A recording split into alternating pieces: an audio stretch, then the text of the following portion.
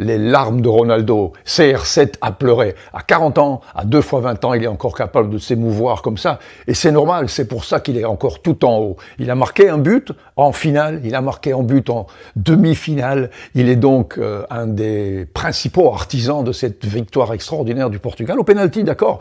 Deuxième victoire de la Nations League en 2019 et maintenant 2025. L'Espagne a connu la défaite alors qu'on aurait imaginé peut-être le contraire. Ce qu'on a vu ce soir, eh bien, vous l'avez vu comme moi, c'est Nuno Mendes qui a complètement bloqué Lamine Yamal, qui ce soir a rencontré le roi. Le roi et le prince se rencontraient, une rencontre royale, avec une rencontre improbable aussi, hein, parce que quand Ronaldo a commencé à jouer il y a 22 ans, eh bien, Yamal n'était nulle part, ou alors quelque part, il était en train d'arriver sur cette petite planète. Donc, c'est une rencontre en effet assez extraordinaire qui aujourd'hui a montré que Lamine Yamal est passé à côté de sa finale, même s'il est celui qui a passé la balle pour le 1-0 de l'Espagne, le but qu'il a peut-être quelque part, il a peut-être pris cette finale un petit peu trop à cœur. Son âge peut-être aussi, je sais pas. Enfin, il est passé à côté de sa finale, surtout grâce à Nuno Mendes qui lui a réalisé un match absolument extraordinaire. Le Portugais a tout gagné cette année-ci.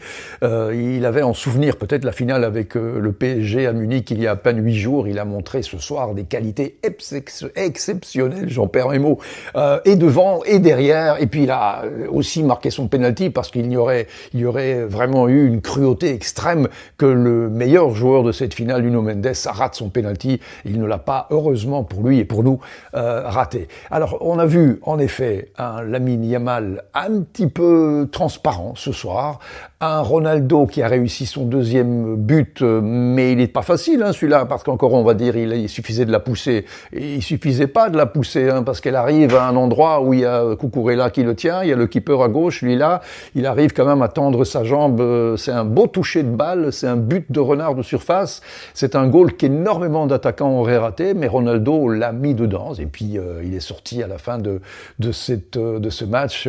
Il a versé les larmes que vous avez vues comme moi, et ces larmes sont belles à voir. Il a marqué son 138e but pour l'équipe portugaise ce soir, et à 40 ans, il gagne un trophée international qu'il pensait peut-être ne plus jamais gagner. Voilà, mes frères, mes sœurs, cousins, cousines, vous me direz ce que vous avez pensé de ce match, mais aussi de cette rencontre extraordinaire entre la star d'avant et la star de maintenant, Lamine Yamal, Ronaldo, une rencontre improbable qu'on a eu le plaisir de voir ce soir. Et qui en est sorti victorieux, qui avait les larmes de joie sur son visage? Eh bien, c'est Ronaldo. Lamine Yamal a encore au moins 22 ans peut-être pour remporter des trophées et rassurez-vous, il les remportera. À très vite pour la Coupe du Monde des clubs qui démarre très vite.